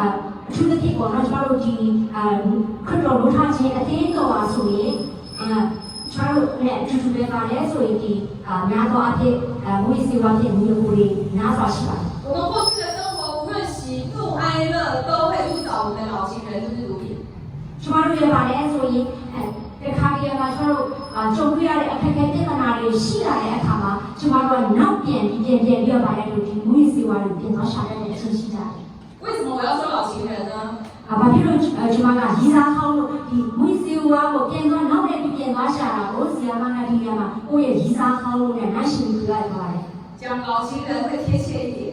ရီစာခေါင်းလို့ပြောရင်ပုံပြီးတော့ရင်းနှီးတယ်လို့ပဲเนาะအားလုံးကရင်းနှီးမှာပါနော်ရီစာ以前跟老情人在一起有多好。အရင်ကရီစာခေါင်းနဲ့အတူတူနေတဲ့ချိန်မှာတော့ကောင်းတယ်ပေါ့နော်当我不如意的时候，我就去找老情人啊。ကျမအစင်မပြေတဲ့အချိန်မှာဆိုရင်ကျမအဲ့တိုင်းပဲရီစာခေါင်းကိုနောက်ပြန်နေပြီးရှာပါတယ်我们的小飞。ကျမရဲ့ညီကိုရောက်ရှိလာတယ်နော်我们看到我们的弟兄姐妹在这里聚会很好，但是我们随时要预防，我们有没有哪一个人心情不好，就容易去找老情人了？ကျမတို့ပါလဲဆိုကျမရဲ့ဒီအတင်းတော်မှာညီကိုမောင်နှမတွေကိုယူဆရအောင်ပဲဖြစ်ပါတယ်ဘယ်အချိန်မှာစိတ်မကြည်နေတဲ့အခါမှာအခက်အခဲပြဿနာရှိတဲ့အချိန်မှာနောက်ပြန်လဲပြီးတော့ပါလဲရီစာဟောင်းကိုပြန်သွားရှာစေဖို့ရန်အတွက်ဂရုစိုက်ပြရပါတယ်ဖြစ်ပါ怎么才可以不找老情人呢，弟兄们？အဲ့ဒီအတွက်ကြောင့်ကျမတို့နောက်ပြန်လဲပြီးတော့ရီစာဟောင်းကိုပြန်သွားရှာဖို့ရန်အတွက်ဘယ်လိုဂရုစိုက်ရမလဲ你有一个新的情人了，你就不会有老情人了。တင်နာချစ်သူအစ်ချစ်သူအစ်တယောက်ရှိထားတယ်ဆိုရင်တရားတည့်ရဲ့ရီစာဟောင်းကိုပြန်လဲသွားရှာမှာဟုတ်这个新的情人不是情人而已，你要跟他结婚了，你是属他的，他是属你的，你就不会再去找老情人。ဒီချစ်တော်သူအစ်ချစ်တော်သူကပါလဲဆိုရင်သူကဒီချစ်ချင်းနေတာတော့ဒီညာပဲရက်နေမှာမဟုတ်ဘူးသူနဲ့ကျွန်တော်တော့ကိုယ်တိုင်သူနဲ့အတူတူတော့မိတ်ဖက်ရမယ်ပေါင်းဆက်ရမယ်အတူတူနေထိုင်ရမှာပဲဖြစ်ပါတယ်所以我们回到教会当中，我们必须要在教会当中被建造。အဲ့ဒီတော့ကျွန်တော်တို့ကပါလဲဆိုရင်အတင်းတို့ပြန်လဲရောက်ရှိတဲ့အခါမှာဆိုရင်ကျွန်တော်တို့ရောက်စီတိုင်းကပါလဲဆိုရင်ပြန်လဲတိဆောက်အသက်တာကိုပြန်လဲတိဆောက်ဖို့ရမယ်လို့ပြောပါတယ်因为我们跟我们的老情人太久了，20-30年都有，20-30年。ဘာဖြစ်လို့လဲဆိုရင်တချို့တွေကပါလဲဆိုရင်ကိုယ့်ရဲ့ရီစာဟောင်းနဲ့ပေါင်းတင်လာတာအနည်း20-30နဲ့ကြာနေဖြစ်နိုင်တယ်我会问大家，旧的衣服比较好穿，还是新的衣服比较好穿？အားလုံးကိုမေးချင်တဲ့အရာကပါလဲဆိုရင်အဝတ်အထည်အဟောင်းကပုံပြီးဘူးလို့ကောင်းတာလားအဝတ်အထည်အစ်ကပုံပြီးဘူးလို့ကောင်းတာ旧的好穿，比较软。အဟောင်းကပုံပြီးဘူးလို့ကောင်းနေချင်တယ်နော်အဟောင်းဝတ်ရတာ比较舒服。တက်တာရှိတယ်有没有人会穿西装睡觉？ကျွန်တော်တို့လူတွေကများအဲ့လိုနော်လေကတိုင်းနဲ့တိုက်ပုံလုံးဝတ်ပြီးအိတ်တဲ့လူညအိတ်တဲ့ချိန်နဲ့အဲ့ဒီဝတ်ပြီးအိတ်တဲ့လူရှိပါလား所以每次羊被神扛回来，必须要建造新的生命。အဲ့ဒီအတွက်ကြောင့်မို့ဒီတိုးတွေကိုပြန်လဲထမ်းလာတဲ့အခါမှာဆိုရင်ပါလဲဆိုရင်သူ့ရဲ့အတ္တတာမှာဖျားရှင်ပြန်လဲတိဆောက်ပြီးတဲ့ဘဝအတ္တတာကိုရှိရမှာဖြစ်ပါတယ်你有时候也会遇到有些朋友，他们老是穿旧衣服，不是他们有新衣服，而是他喜欢穿旧的。တချို့တွေကိုကျွန်တော်တို့မြင်တွေ့ရမှာဖြစ်ပါတယ်တချို့ဆိုရင်အဲ့ဒီအဟောင်းနဲ့အမြဲတမ်းဒီတစ်ထည်ဆိုပဲပြန်လဲဝေးရတာလည်းဖြစ်တယ်။သူကအဲ့ဒီအတင်မရှိတာဟုတ်ပါ။ဘာဖြစ်လို့သူတို့ကဒီအဲ့ဒီအဟောင်းကိုဝေးရတာအင်မတန်မှအဆင်ပြေတယ်စိတ်နေတဲ့တာပဲဖြစ်ပါတယ်။圣经告诉我们，耶稣就是道路、真理、生命，那个道路我们已经走上来了。ခရစ်ယာန်ကျမ်းစာကဖော်ပြတာကငါဒီအသက်ဖြစ်ဒီငါဒီလမ်းဖြစ်ဒီလို့ဖော်ပြပါတယ်။没有真理就没有子弹。အမှန်တရားရဲ့ဓမ္မတရားမရှိဘူးဆိုရင်ကျွန်တော်တို့ကပါလဲဆိုရင်ဒီခုခံတိုက်ခိုက်တဲ့နေရာမှာအင်အားမရှိဘူးဖြစ်ပါတယ်为什么我要用子弹来形容呢？ဆရာမဒီနေရာမှာအင်အားမရှိအ အားကိုပါတဲ့ထိုင်နေငါလဲဆိုရင်ကြီးစံတဲ့ထိုင်နေငါပါ我们要有神的话稳住我们的生命，因为我们一生的道路都在征战。ကျွန်တော်တို့ရဲ့အသက်တာမှာပါလဲဆိုရင်ဒါရှိရင်တော့တော့အားဖြင့်ဒီဆောင်မှာပဲဖြစ်ပါတယ်။ဘာဖြစ်လို့ဆိုကျွန်တော်ရဲ့အသက်တာကဒီစစ်ပွဲမှာစစ်တိုက်နေတဲ့ထုံကြီးတူပဲဖြစ်ပါတယ်။ 我们遇到任何的征战，有很多要让我们在走回头路的，我们要把神的话拿起来，好像征战用子弹一样，要敌对那些叫我们没办法往前走的事。ကျွန်တော်ရဲ့အသက်တာမှာဘာဖြစ်လို့လဲဆိုတော့အဲ့ဒီပြဿနာကြုံရတဲ့အချိန်မှာနောက်ပြန်လှည့်သွားဖို့ရဲ့အတွက်ဒီစစ်ပွဲမှာကျွန်တော်ကကြီးစားရှိနေဖို့လေဒီကြီးစားပါလဲဆိုရင်ဓမ္မတရားပဲဖြစ်ပါတယ်။ 当我们愿意来读神的话，神建造的生命也让我们度过一些征战，有机会得胜的时候，我们的生命就会越来越像基督。ကျွန်တော်ရဲ့အသက်တာမှာပါလဲဆိုရင်ဓမ္မတရားဒီဓမ္မတရားပါလဲဆိုရင်ဒါရှိရင်နှုတ်ကပတ်တော်ကိုဖတ်ရှုခြင်းလေ့လာခြင်းဖြစ်ပါတယ်။အဲ့ဒီမှာကလည်းကျွန်တော်ရဲ့အသက်တာမှာပါလဲဆိုခွန်အားရှိတဲ့ကြီးစားရှိမှာပဲဖြစ်ပါတယ်။ 我们正在往前走的时候，我们仍然继续去寻找有哪一只羊，有哪一个弟兄，他还没有跟上我们的队伍。 အဲ့ဒီတော့ကျွန်တော်တို့ဒီအသက်တာကိုရှောက်နေတဲ့အချိန်မှာပါလဲဆိုရင်ဘယ်သူကအနောက်ကကျန်ထားခဲ့တယ်ဘယ်သူကကျွန်တော်တို့နဲ့အတူမရှောက်နိုင်နိုင်တယ်ဆိုတော့ကျွန်တော်တို့ကကြည့်ရှုပြရတာပဲဖြစ်ပါတယ် 好，我们把荧幕上面的中文来念一下。ကျွန်တော်တို့အတူတူဖတ်ကြရအောင်ခလာကြီးဟောပါတော့စာခန်းကြီး6နဲ့ဒီမှာနေ 若有人偶然被过犯所胜，你们属灵的人就当用温柔的心把他挽回过来。你们个人的责任要互相担当。 ကျွန်တော်ဒီမှာလို့နေဖတ်ပြပါမယ်ဒါဒီဩဝါဒစာခန်းကြီး6နဲ့ဒီမှာနေပဲဖြစ်ပါတယ်ညီအကိုတို့လူဒီတတိယ၍အစုံတစ်ခုသောဒွိစေရိုက်ကိုပြုမိနေဝိညာဉ်စုကျေးဇူးကိုခံရတော်တင်တို့အဖြစ်သွေးဆောင်ခြင်းနဲ့ကိုယ်တိုင်ပြုမိတဲ့အကြောင်းကိုကိုတတိပြုရဲ့တိမ်မွေ့မှုညံ့သောသဘောနှင့်ထို့သို့သောသူကိုမဆာ၍သူ၏နေရာ၌ပြင်းရဲပြည်စီပြန်ကြတော့ခံရစရာဝင်ခြင်းတို့ကိုအချင်းချင်းကူ၍ခံရသောအားဖြင့်ခရစ်တော်၏တရားကိုချင်းကြတော့လူချမ်းစာထဲမှာဖော်ပြထားပါတယ် 刚刚我们讲，我们要有牧人的心，我们去寻回那些还没有回到羊圈的。 ခုနကကျွန်တော်ပြောလိုက်ရဆိုတော့ကျွန်တော်ရဲ့အသက်တာမှာပါလဲဆိုသုံးထင်းကဲ့သို့သောနှလုံးသားရှိခြင်းအပြင်တိုးတွေကိုပြန်လည်ခေါ်ဆောင်ခြင်းဖြစ်ပါတယ် 当一个迷失的羊，它的状况可见的应该不会太好。我们看见它的时候，要用神给我们温柔的心把它挽回。 ကျွန်တော်တို့ကလည်းပျောက်ဆုံးသွားနေတဲ့တိုးတွေကိုကျွန်တော်တို့ပြန်လည်ရှာဖွေတွေ့ရှိတဲ့အချိန်မှာသူ့ကိုထမ်းလာပြီးတော့သူ့ကိုပါလဲဆိုရင်သူ့ကိုပြန်လည်ပြီးတော့ချစ်ချင်းမေတ္တာနဲ့ပြန်လည်ပြုစုစောင့်ရှောက်ပေးရမယ်ဖြစ်ပါ 但是这个温柔呢，不代表是纵容他的罪。 ဒါပေမဲ့ဒီချစ်ချင်းမေတ္တာကပါလဲဆိုရင်ချစ်ချင်းမေတ္တာကလည်းဆုံးလို့စစီမင်းစီတိုင်းထဲမှာမရှိသေးတဲ့သူ့ကို帮助是ဖြစ်တယ်လို့သဘောတူခြင်းမဟုတ်ပါဘူး 所以当我们接纳他的时候，在真理的里面，用神的爱把他带回来。所以呢，纵容就是အလိုလိုက်ခြင်းပေါ့နော်ခံခြင်းဆိုတာအလိုလိုက်ခြင်းမဟုတ်ဘူးအဲ့ဒီအတွက်ကြောင့်မို့ကျွန်တော်တို့ကဒီသုံးတွေကိုပြန်နေထမ်းလာတဲ့အခါမှာချစ်ချင်းမေတ္တာဖြစ်လက်ခံရမှာပဲဖြစ်ပါတယ် 目的是帮助他走回正路。 အဓိကအကြောင်းအရာသူ့ကိုပါလဲဆိုရင်နိုင်ကန်တဲ့လမ်းပေါ်မှာပြန်နေရှောက်တန်းနိုင်မှုများအတွက်ပဲဖြစ်ပါတယ် 所以我们说我们在扛羊的时候，在带领我们弟兄的时候，一定会有一个重量的。 အဲ့ဒီတော့ထမ်းခြင်းဆိုတာပါလဲဆိုရင်ကျွန်တော်တို့ထမ်းတဲ့အချိန်မှာပါလဲဆိုရင်ဒီလေးတန်တော့အမှုတော်ဆောင်ခြင်းပဲဖြစ်ပါတယ် 好像我们一个人在走路的时候，我们一个人走路跟我们背着另外一个人走路是不一样的。ကျွန်တော်တို့ဒီပေါ်တော့လမ်းလျှောက်တဲ့အခါမှာရှောက်တန်းတဲ့အခါမှာတယောက်တည်းရှောက်တာနဲ့နောက်တစ်ယောက်ကိုဂျောပူပြီးရှောက်တာနဲ့အထူးချင်းပဲဖြစ်ပါတယ် 我可能会想放弃，我可能很累，我可能心里面会开始有些抱怨。 ဒီခါလေးကျဘာလို့ဆိုရင်ကျွန်တော်တို့ထမ်းတဲ့အရာမှာဒီခါကျဘာလဲဆိုရင်ကျွန်တော်တို့ကညီစုပဲညီညွတ်ပဲဆက်ပြီးတော့မထမ်းနိုင်တဲ့ရှင်ပဲရှိတယ် 所以耶稣他用扛羊回来的这件事情，也要叫我们去体验一下那个扛羊的那个牧者的一个心态。 အားကြောင့်ဒီခရီးရှုပါလဲဆိုရင်ဒီမှာထမ်းခြင်းကိုပြောပြခြင်းရပါလဲဆိုရင်ကျွန်တော်တို့ရဲ့အသက်တာမှာဒီခရီးရှုခဲ့လို့တော့အသက်တာကိုသိရှိဖို့နိုင်တဲ့အတွက်မိမိကိုယ်တိုင်တွားပြီးတော့ထမ်းခေါ်ခြင်းကိုပြောဆိုလို့ရှိနေဖြစ်ပါတယ် 我们每一个人可能都不是只有听一次福音那一次就信了。 ကျွန်တော်တို့ရဲ့အသက်တာမှာဗာလဲဆိုရင်ဒီလူတွေတရားတော်ကိုပထမအချိန်သိရုံနဲ့သိရှိရုံနဲ့မလုံလောက်ပါဘူး 然后我们带领信主的人，他可能也接受了很多上帝在他生命当中的考验。 ။ဗာလဲဆိုရင်ကျွန်တော်တို့ကိုခေါ်ဆောင်လာတဲ့သူကလေထို ထိုနည်းတူပဲသူ့ရဲ့အသက်တာမှာထားရှင်ပြန်လဲတိဆောက်တဲ့အရာတွေအများကြီးရှိပါတယ် 所以我们去扛人的时候，去扛羊的时候，去陪伴一个人的时候，一定有重量。 အဲ့ဒီတော့ကျွန်တော်တို့ကလူတစ်ယောက်ကိုတိုးကိုထမ်းလာတဲ့အချိန်မှာဗာလဲဆိုရင်လေးနိုင်တဲ့အရာရှိနေပါပဲဖြစ်ပါတယ် 当我们觉得怎么这么难的时候，其实我们知道神也透过这个难的事情在建立我们的品格。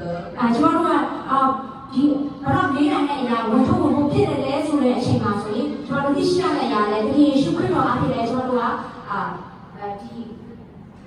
တခြားသောသူကိုပြန်လည်ကူညီနိုင်ရမှာဖြစ်ပါတယ် 哦，本来我不是这么的这个有耐心，但是我为了去带领弟兄，我的耐心就增强了。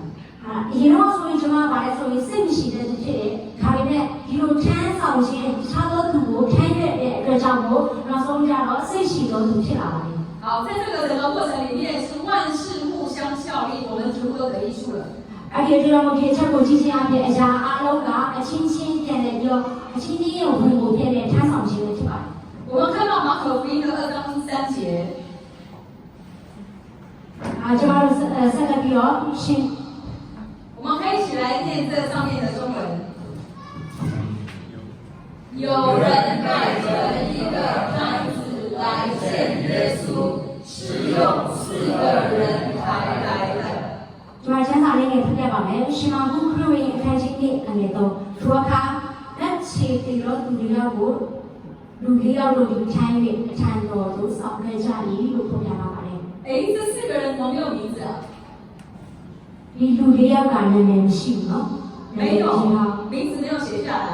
နာမည်မဖော်ပြပါဘူး 但他们做了一件很重要的事。 ဒါပေမဲ့သူတို့ကအင်မတန်အရေးပါတဲ့အရာကိုလုပ်ဆောင်နိုင်ခြင်းပဲဖြစ်ပါတယ် 名字没有被记下来，但是事情被记下来了。 သူတို့ရဲ့နာမည်တွေကဖော်ပြခြင်းမခံရပေမဲ့သူတို့လုပ်ခဲ့တဲ့ပြုခဲ့တဲ့အရာတွေကိုမှတ်တမ်းတင်ထားခြင်းပဲဖြစ်ပါတယ် 弟兄姐妹，我们的名字不一定要被知道，但是我们所做的事，神记下来。 ဆရာကြီးကိုမမများဒီနေ့ကျွန်တော်တို့ပြုလုပ်ခဲ့တဲ့အရာတွေကလူတွေကအတိမတ်ပြုချင်တာပြုမယ်တို့ပေမဲ့ယေရှုခရစ်တော်ဖျားရဲ့မျက်မှောက်တော်ရှိမှကျွန်တော်တို့ကအတိမတ်ပြုခြင်းခံရပြီးသားသူတွေပဲဖြစ်ပါတယ် 这4个没有被记上名字的人，他们做了一件事情，就是把这个没有办法走到耶稣面前的人，把他带到耶稣的面 ဒီ 前。 နာမည်ဒီလူလေးယောက်ကနာမည်ပေါ်ပြထားခြင်းမရှိတဲ့လူလေးယောက်ကပါလဲဆိုရင်သူတို့ကဖျားရှင်ရဲ့မျက်မှောက်တော်ရှိမှဒါရောက်ပြီးမချိကပ်နိုင်တဲ့သူကိုသူတို့ကိုယ်တိုင်ကထမ်းပြီးတော့ခေါ်ဆောင်လာခြင်းဖြစ်တယ်လို့ဖော်ပြထားတယ် 所以我们在这里聚会，我们知道还有一些我们的弟兄在外面，我们要一起去把他带回来。 အဲ့ဒီအတွက်ကြောင့်မို့ကျွန်တော်တို့ဒီမှာအတင်းတော်မှာအတူတူကဝပြူစီဝဲကိုယ်ွယ်တဲ့အချိန်မှာတခြားသောညီကိုမောင်မတွေကကျွန်တော်တို့နဲ့အတူရှိသေးကြဖို့ကျွန်တော်တို့သိရှိတဲ့အတွက်ကျွန်တော်တို့ခေါ်ဆောင်လာမှာပဲဖြစ်ပါတယ် 我们一起透过神在这里所建立他自己的教会，让更多的人可以回到羊圈里面来。 ကျွန်တော်တို့ဗာလဲဆိုရင်ဒီလိုဝပြူကိုယ်ွယ်ခြင်းအပြင်ဒီပြောက်ဆုံးနေတဲ့သူမြောက်များစွာသောသူကိုဒီဖျားရှင်ရဲ့မျက်မှောက်တော်ရှိမှပြန်လည်ခေါ်ဆောင်ခြင်းပဲဖြစ်ပါတယ် 当我们一起去把神的羊带回来，把神所爱的人带回来的时候，我们的生命也健壮了。 ကျွန်တော်တို့ဗာလဲဆိုရင်အတူတူကဒီပြောက်ဆုံးနေတဲ့သူတွေကိုအတူတူကထမ်းပြီးတော့ခေါ်ဆောင်လာတဲ့အချိန်မှာတစ်ချိန်တည်းမှာကျွန်တော်တို့ရဲ့ဘဝအသက်တာကလည်းပြန်လည်တည်ဆောက်တဲ့အသက်တာကိုရရှိမှာပဲဖြစ်ပါတယ် 我们把人带回来，让他能够在道路、真理、生命上面去经历上帝的时候，让他可以越来越依靠神。 ကျွန်တော်တို့ဗာလဲဆိုရင်ဒီလူကိုခေါ်ဆောင်လာတဲ့အချိန်မှာဒီလူကိုခေါ်ဆောင်လာတဲ့အချိန်မှာသူ့ရဲ့အသက်တာမှာဗာလဲဆိုရင်းချက်သောအသက်တာဖြစ်စေဖို့ရန်အတွက်တည်ဆောက်ဖို့နိုင်တဲ့အတွက်ခေါ်ဆောင်လာခြင်းပဲဖြစ်ပါတယ် 把我们的弟兄、把我们的姐妹，把他们带回来之后，还要把他们养起来。 ။ဒါလည်းဆိုရင်ကျွန်တော်တို့ရဲ့ညီကိုမောင်မတွေကိုဒီကပြန်လည်ခေါ်ဆောင်လာယေရှုခရစ်တော်ကပြန်လည်ခေါ်ဆောင်လာတဲ့အချိန်မှာလည်းသူ့ကိုလည်းပါလဲဆိုရင်ကျွန်တော်တို့ကဆက်လက်ပြီးတော့ချူမွေးပြုစုရမှာပဲဖြစ်ပါတယ် 好，我在这里有很多做父母的， ။ကျွန်တော်တို့ဒီမှာဆိုရင်မိဘတို့ရဲ့မိဘများတော်တော်များများမိဘတွေရှိပါတယ် 生比较容易还是养比较容易？ ။မွေးတာလည်းဘူးရသလားချူမွေးပြုစုရတာဘူးပါလား 生比较容易还是养比较容易？生比较容易，生比较容易。生比较容易，哪一个要费心一点？ ။မွေးတာပို့ပြီးတော့ခုလည်းပေါ့နော်။ဘယ်ဟာကပို့ပြီးတော့အထူးတက်တဲ့ပြုစုဆောင်ရှောက်ရတယ်ဆိုတော့ဘယ်ဟာပို့ပြီးတော့ခက်ခဲတယ် 哪一个要费心？养养养。 ။ပြုစုဆောင်ရှောက်ခြင်းကပို့ပြီးခက်ခဲတယ်ပေါ့နော်။ 生一生就不养了，生一生 မွေး 就 ပြီး 不养， တော့မပြုစုလို့မဆောင်ရှောက်လို့မရပါဘူး 他最后会怎么样？ ။သူကနောက်ဆုံးရရင်တကယ်လို့မပြုစုဆောင်ရှောက်မှာဖြစ်သွားမယ် 就就死了。သေဆုံးသွားမှာပဲဖြစ်ပါတယ် 所以教会不是把人带来而已， အဲ့ဒီအတွက်ကြောင့်မို့အတင်းတော်ဆိုတာလူတွေကိုခေါ်ဆောင်လာခြင်းလည်းမဟုတ်ပါဘူး 比较难的是来到这里的人，每一个都要被神建立，要被养起来。 ကိုပြီးခက်ခဲတဲ့အရာကပါလဲဆိုခေါ်ဆောင်လာချိန်နဲ့တပည့်ကြီးတွေမှာပါလဲဆိုရင်အရောက်စီတိုင်းရဲ့အသက်တာကပြန်လဲတည်ဆောက်နိုင်တဲ့အသက်တာကိုရှိရမှာပဲဖြစ်ပါတယ် 主耶稣复活以后，他曾经问过彼得， ယေရှုခရစ်တော်ရှင်ရထားရောက်တဲ့အချိန်မှာယေရှုခရစ်တော်ကပေတရုကိုမေးတဲ့အရာမျိုးရှိတယ် 你喂养我的羊，他跟彼得讲，你爱我吗？你喂养我的羊，你牧养我的羊。 ယေရှုခရစ်တော်ကပါလဲဆိုရင်ပေတရုကို၃ချိန်တိုင်တိုင်ပြောတဲ့စကားကပါလဲဆိုရင်ငါဤသုံးများကိုကျွေးမွေးတော့ငါဤသုံးများကိုထိန်းချောင်းတော့ငါဤသုံးများကိုကျွေးမွေးတော့ဆိုပြီးတော့စကားလုံးကိုပြောပါတယ် 所以可见得耶稣他很看重羊的有没有吃，有没有长起来。 ဒီအချက်ကိုကြည့်ချင်းအဖြစ်ယေရှုကပါလဲဆိုရင်တိုးတွေရဲ့ပါလဲဆိုရင်သက်တာကိုအင်မတန်နဲ့ယူဆိုင်ပြီးအလေးထားတဲ့တရားပဲဖြစ်ပါတယ် 喂他吃，让他有得吃； သူ့ကိုကျွေးမွေးတဲ့သူ့အတွက်အစာရှိမှုနိုင်တဲ့အတွက် 牧养他，让他能够长起来。 သူ့ကိုပါလဲဆိုရင်ထိန်းချောင်းပေးတယ်ပါလဲဆိုရင်သူ့ရဲ့အသက်တာမှာကြီးထွားလာစေနိုင်မှုရတဲ့အတွက် 但是在这段经文之前，我们知道彼得曾经有3次不认主，才刚刚失败过而已。 ဒီထဲမှာဆိုရင်ပါလဲဆိုရင်ဒီပေတရုကပါလဲဆိုရင်အစာပိုင်းမှာဆိုရင်ခင်ယေရှုကိုပါလဲမဝင်ခံတဲ့သူပဲဖြစ်၃ချိန်တိုင်မဝင်ခံတဲ့သူပဲဖြစ်ပါတယ် 但是耶稣却愿意把他看重的羊交给彼得。 ဒါပေမဲ့ပါလဲဆိုတဲ့ခင်ယေရှုကသူအင်မတန်မှတန်ဖိုးထားတဲ့သိုးတွေကိုဒီပေတရုရဲ့လက်ထဲမှာအနံ့ပေးတယ် 我们过去也都是失败的人，但是我们就如同彼得一样，耶稣说我们要把他的羊养起来。 ကျွန်တော်ရဲ့အသက်တာကလည်းထုံပြီးထူပါပဲနော်ပြီးဆုံးသွားခဲ့တဲ့အရာကကျွန်တော်တို့ကဆုံးရှုံးသွားတဲ့သူတွေပဲဖြစ်တယ်ဒါပေမဲ့ဒီကနေ့မှာပါလဲဆိုရင်ကျွန်တော်ရဲ့အသက်တာကပါလဲဆိုရင်ပြန်လည်တည်ဆောက်ရမယ့်အရာပဲဖြစ်ပါတယ် 所以我们要陪伴我们的弟兄来到这里，不是在这里而已，我们要一起来成长。 အဲ့ဒီကြောင့်မို့ကျွန်တော်တို့ကပါလဲဆိုရင်ညီကိုမောင်မတွေကိုပြုစုချွေးမွေးရမှာပဲဖြစ်ပါတယ်ဒီကိုရောက်လာတဲ့အချိန်မှာသူတို့ကပါလဲဆိုရင်ပြန်လည်တည်ဆောက်ရမှာပဲဖြစ်ပါတယ် 我们相信神对我们的教会，基督复兴教会有特别的心意，在这个时候。 ကျွန်တော်ယုံကြည်ပါတယ်ဒီခရစ်တော်ဘုရားရှင်အတင်းတော်ကဖျားရှင်ရဲ့ဒီယူပါယုံရှိနေတယ်လို့ကျွန်တော်ယုံကြည်ပါတယ် 我们把荧幕上面的中文来念一次，请。所以你们要去，使万民做我的门徒。是听吗？ဒီမှာကျမ်းချက်အနေနဲ့ဖော်ပြလာတာပါလဲဆိုရင်ရှင်မကျခရစ်ဝင်အခန်းကြီး28အငယ်19တင်တို့သွား၍လူမျိုးတကာတို့ကိုငါတပည့်ဖြစ်စေရဲ့ခမဲတော်သားတော်တန်ရှင်တော်ဝိညာဉ်တော်ဤနာမ၌ဗတ္တိဇံကိုပေးကြတော်လို့ကျမ်းချက်တော်မှာဖော်ပြလာပါတယ် 这里不是说你们要去使万民做一个聚会的人， ဒီမှာပြောချင်းကပါလေဒီမှာမပြောတင်တို့သွားပါပြပါလေလူမျိုးတကာတို့ကိုပါလဲဆိုရင်အစည်းအဝေးဖွဲတော့ပါပြောချင်းမဟုတ်ပါဘူး 这里也不是说你们要去使万民做受洗的人，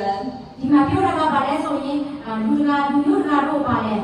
သွားပြီးတော့ပါလဲဆိုရင်နေချင်းခံခြင်းဗိဇံခံခြင်းကိုလည်းပြောချင်းမဟုတ်ပါဘူး 这里讲的是要使万民做什么呢？ ဒီမှာပြောတဲ့အကြောင်းအရာပါလဲဆိုရင်လူမျိုးတကာတို့ကို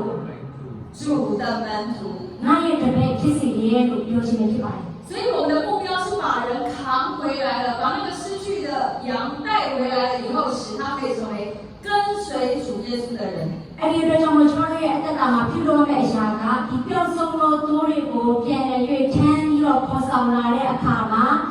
ယေရှုခရစ်တော်ရဲ့တပည့်တော်ဖြစ်ဖို့အတွက်ပြုလုပ်ခြင်းဖြစ်ပါတယ် 啊，我们知道说有一些弟兄们，他们从戒毒所出来这个聚会，感谢赞美主。 ကျွန်တော်တို့ဒီဘောနော်တချို့သောညီအကိုတွေကဒီဝိစီပြည့်ချင်တွေထွက်လာတဲ့နောက်ပိုင်းမှာဒီမှာဒီတင်းတော်မှာလာရောက်ပြီးတော့ပြုစုကြတယ် 但是聚会不是终点， ဒါပေမဲ့ဝိစီဝေချင်းဒီအဆုံးရှောက်လိုက်ရတဲ့ကျွန်တော်တို့ရဲ့အဆုံးမဟုတ်ပါဘူးရှင် 聚会是在这个地方，我们一起有一个意向，然后我们共同来做主的工作。 ဒီမှာဝိစီဝေအရာချင်းနဲ့အဓိကအကြောင်းရင်းပါလဲဆိုရင်ကျွန်တော်တို့ရဲ့အရောက်စီတိုင်းရဲ့အသက်တာမှာပါလဲဆိုရင်ဒီရှောက်လန်းနိုင်တဲ့ယူပါယုံရှိုံလာမကသက်တာကိုပြန်လည်တည်ဆောက်နိုင်ရတဲ့ဖြစ်ပါတယ် 耶稣对我们的托付就是要去使万民做他的门徒。ယ ဒါရှင်ကျွန်တော်တို့ပေးထားတဲ့ယူပါရောကပါလဲဆိုရင်တင်သွားပါလူမျိုးတကာတို့ကိုငါရဲ့တစ်ဖက်ဖြစ်စေတော့လို့ပြောထားတာပါ所以每个信主的人回到神家中的人才刚开始要开跑而已ဒီအတွက်ကြောင့်ပါလဲဆိုယုံကြည်သောသူတွေရောက်စီတိုင်းရပါလဲဆိုတော့ကျွန်တော်တို့စပြီးပြုလုပ်ရမယ့်အရာကရေးခြင်းပဲဖြစ်ပါတယ်我们的身份我们的方向就是我们要跟随主耶稣直到最后一天ကျွန်တော်တို့ရဲ့ပါလဲဆိုရင်ကျွန်တော်တို့ရဲ့ဒီအခွင့်အရေးကျွန်တော်တို့ရဲ့ဒီအမှတ်အသားကပါလဲဆိုရင်ဖျားရှင်ရဲ့အတူရှောက်လန်းတဲ့အသက်တာပဲဖြစ်ရပါတယ်神的心意在这里要复兴ဖျားရှင်ရဲ့သူရဲ့ယူပါရောကပါလဲဆိုရင်ဒီအသေးတော်မှာပြန်လည်လွတ်ထခြင်းကိုတည်ဆောက်ခြင်းဖြစ်ပါတယ်每一个我们曾经都有过共同的来时路我们都是同路人ကျွန်တော်တို့ရောက်စီတိုင်းအားလုံးကပါလဲဆိုရင်ဒီတကန်းလေးမှာသွားနေကြတဲ့သူတွေပဲဖြစ်ပါတယ်我们都一个一个被神扛回来有的是借主所有的是因为我们的先生信主了所以太太也跟着来认识神了ကျွန်တော်တို့အားလုံးကပြန်လည်ထမ်းပြီးခေါ်ဆောင်ခြင်းကိုခံရတဲ့သူတွေပဲဖြစ်ပါတယ်။ဒီချို့သောသူတွေကမိမိရဲ့အမျိုးသားယုံကြည်မှုဖြစ်တဲ့အတွက်ကြောင့်မို့အမျိုးသမီးကခေါ်ဆောင်ခြင်းကိုခံရတယ်။ဒီချို့ကအမျိုးသမီးရဲ့ယုံကြည်မှုဖြစ်တဲ့အတွက်ကြောင့်မို့အမျိုးသားကပြန်လည်ခေါ်ဆောင်ခြင်းကိုခံရတဲ့သူတွေပဲဖြစ်ပါတယ်။神很看重我们每一个人，神要让我们每一个人站稳了以后，然后再去扛下一个人。ဖျားရှင်ကပါလဲဆိုရင်ကျွန်တော်တို့ရဲ့ရောက်စီတိုင်းရဲ့အသက်တာမှာမိမိကိုယ်ကိုယ်တည်ဆောက်ပြီးတော့ပါလဲဆိုရင်တခြားသောသူများကိုပြန်လည်ထမ်း၍ခေါ်ဆောင်လာခြင်းပဲဖြစ်ပါတယ်我们每个人在生活上在我们的年纪里面一代过去一代又再来ကျွန်တော်တို့ရဲ့အသက်တာတွေမှာဆိုရင်ပါလဲဆိုရင်ကျွန်တော်တို့ကပါလဲဆိုရင်တစ်ဆက်ပြီးတစ်ဆက်ဆက်လက်ပြီးတော့တွားနေရမှာပဲဖြစ်ပါတယ်真正可以永远长存的只有神自己以及神的工作တကယ်ပဲလုံးဝမပြောင်းဆုံးနိုင်တဲ့အရာကပါလဲဆိုရင်ဖျားရှင်ရဲ့ဖျားရှင်ရဲ့နှုတ်ကပတ်တော်ပဲဖြစ်ပါတယ်所以当我们已经把神给我们的托付跟真理我们可以传给别人的时候我们的工作将来别人继续做就一代传一代这个是生命的传承ကျွန်တော်တို့ရဲ့ပါလဲဆိုရင်ကျွန်တော်တို့ရဲ့အသက်တာမှာလွတ်ဆောင်ရမယ့်အရာကပါလဲဆိုရင်ဖျားရှင်ရဲ့နှုတ်ကပတ်တော်ရှိမှာမိမိရဲ့အသက်တာကိုတစ်စစ်ပြီးတစ်စစ်ဆက်ပြီးတစ်စစ်လက်ဆင့်ကမ်းနိုင်တဲ့အသက်တာပဲဖြစ်ပါတယ်以前有人用时间用金钱用祷告把我们带回来了今天我们也可以付上我们的金钱时间跟祷告我们去把神的羊带回来တစ်ချိန်ကပါလဲဆိုရင်ကျွန်တော်တို့တွေကသူတစ်ပါးကငွေကြီးအပြည့်အချိန်အပြည့်ချင်းချင်းမြတ်အပြည့်ကျွန်တော်တို့ကိုပြန်လည်ခေါ်ဆောင်လာခြင်းနဲ့သူတွေပဲဖြစ်ပါတယ်အဲ့ဒီအချိန်မှာလည်းယခုအချိန်ကလည်းကျွန်တော်တို့ကလည်းထိုနည်းတူတဲ့တခြားသောသူကိုပြန်လည်ခေါ်ဆောင်ရမှာပဲဖြစ်ပါတယ်特别过去我们都是有同样相同的人အထူးသဖြင့်ကျွန်တော်တို့ကပါလဲဆိုရင်အရင်ကအသက်တာကကျွန်တော်တို့ကတူနေတဲ့အသက်တာရှိနေပါတယ်我们在毒品的火窑里面被烧的这个整个人都已经快要结束了ကျွန်တော်တို့ရဲ့အသက်တာကလည်းဆိုရင်မွေးစီဝါချီနှောင်ခြင်းကိုခံရတော့ပျက်စီးဆုံးရှုံးတော့သူတွေပဲဖြစ်ပါတယ်但神让我们浴火重生ဒါပေမဲ့ဖျားရှင်ကပါလဲဆိုရင်သူရဲ့မျက်မှောက်တော်ရှိမှကျွန်တော်တို့ရဲ့အသက်တာကိုပြန်လဲရှင်းတဲ့ထောက်မြောက်စေခြင်းပဲဖြစ်ပါတယ်我们可以比一般人更能够体会那个被烧的感觉ကျွန်တော်တို့ကပါလဲဆိုရင်တခြားသောသူတွေချက်ပို့ပြီးတော့ပါလဲဆိုရင်ဖျားရှင်ရဲ့မျက်မှောက်တော်ရှိမှပြန်လဲရှင်းတဲ့နိုးထားတဲ့အခွင့်ကိုခံစားရတော့ဒီပဲဖြစ်ပါတယ်我们每个人的身上也有被烧过的痕迹ပြီးတော့ပါလဲဆိုရင်ကျွန်တော်တို့ရောက်စတိုင်းရဲ့အသက်တာမှာလည်းပြန်လဲရှင်းတဲ့နိုးထားခြင်းရဲ့ရွေးလို့ခြင်းကိုခံရတဲ့အမှန်အသားလေးရှိပါတယ်过去我们所有的挣扎我们个人心里面的那个悲哀我们可以成为别人的帮助因为我们已经浴火重生ဘာလို့ဆိုကျွန်တော်တို့တစ်ချိန်ကဖြစ်ပြထားတဲ့အရာတွေအကြောင်းအရာတွေအားလုံးကဒီခုအချိန်မှာကျွန်တော်တို့ကတခြားသောသူတွေအတွက်ပြန်ပြီးတော့ကူညီနိုင်တဲ့မဆနိုင်တဲ့အရာတွေဖြစ်ပါတယ်所以每一个被神带回来的人我们都有我们自己的故事上帝要使用我们继续把人扛回来အဲ့ဒီအတွက်ကြောင့်မို့ရောက်စီတိုင်းကကျွန်တော်တို့ကခေါ်ဆောင်ခြင်းခံရတဲ့သူတွေကယေရှုခရစ်တော်ရဲ့အမြင်မှာဆိုရင်ကျွန်တော်တို့ရောက်စီတိုင်းရပါတယ်ဆိုရင်တခြားသောသူတွေကိုပြန်လည်ထိုင်းရခေါ်ဆောင်နိုင်တော့နားနိုင်တော့အသက်တာပဲဖြစ်ပါတယ်我们回到经文里面我们会看到说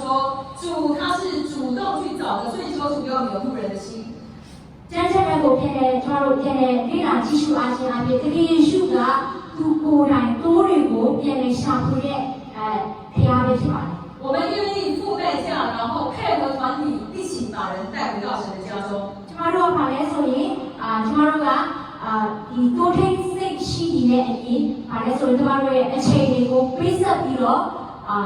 တခြားသောသူတွေနဲ့အထူးတကွ ဒီဝင်ကိုထမ်းရွက်နိုင်ပါလေဖြစ်ပါတယ် 然后我们在神的家中，我们继续被装备。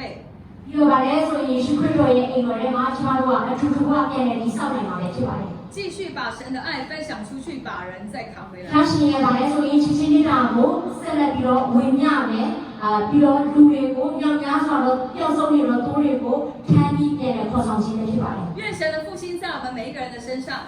ဒါရှင်ရဲ့ပါလဲဆိုရင်ဒီနိုးထခြင်းကကျွန်တော်တို့ရောက်စီတိုင်းရဲ့အသက်တာထဲမှာရှိစေပါ 我们不仅是花上自己的时间，我们透过神的爱，我们还愿意跪下来为别人祷告。 ကျွန်တော်တို့ပါလဲဆိုရင်ဒီနေ့ဒီချိန်မှာဆိုရင်မိမိအတွက်တာမဟုတ်ပဲတဘာတော်သူတွေအတွက်ဆူတောင်းခြင်းတဘာတော်သူတွေအတွက်ပါလဲဆိုရင်ထူထောက်ပြီးအခြားသောသူတွေအတွက်ကောင်းချီးပေးခြင်းဖြစ်ပါတယ် 愿主来使用我们的教会，使用我们每一个人。 ဒါရှင်ကောင်းချီးပေးပါစေကျွန်တော်တို့ဒီလိုထားခြင်းအတင်းတော်မှာအရောက်စီတိုင်းကိုပြန်တဲ့အသုံးပြုနိုင်ဖို့ရအတွက်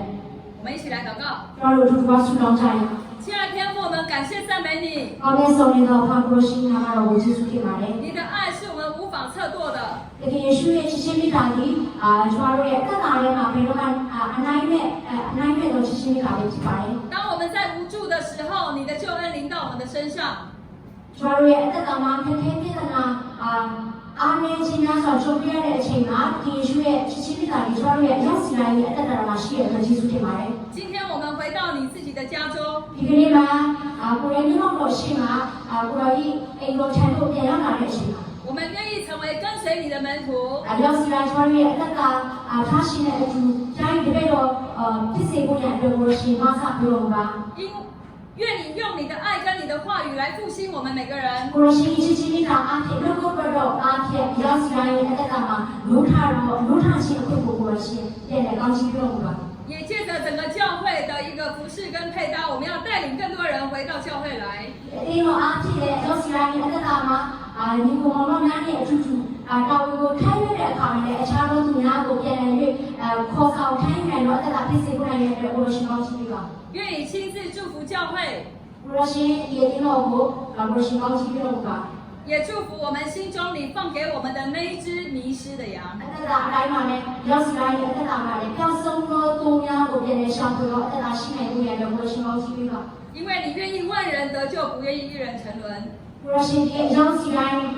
လောကသားများအားလုံးကို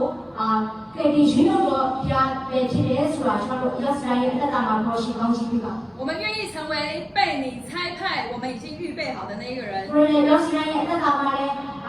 အသက်တာမှာလည်းကိုရရှိရင်းနှုတ်ခြင်းကိုခံရတော့အသက်တာကိုရရှိအသုံးပြုခြင်းကိုခံရတော့အသက်တာဖြစ်စေဖို့နိုင်တဲ့အတွက်ရောက်စီတိုင်းရဲ့အသက်တာကိုကိုရရှိအသုံးပြုတော်မူပါ 愿主悦纳我们的祷告，祝福我们的祷告。 ရောက်စီတိုင်းစလုံးတဲ့ကိုနားကြောင်းပေါ်မှာကောင်းချီးပြီးတော်မူပါ 这样的祷告是奉耶稣基督得胜的名，阿门 ယေ。ရှုခရစ်တော်ရဲ့နာမတော်အဖြစ်ဆုတောင်းဆက်တဲ့အနာပါပါဗျာ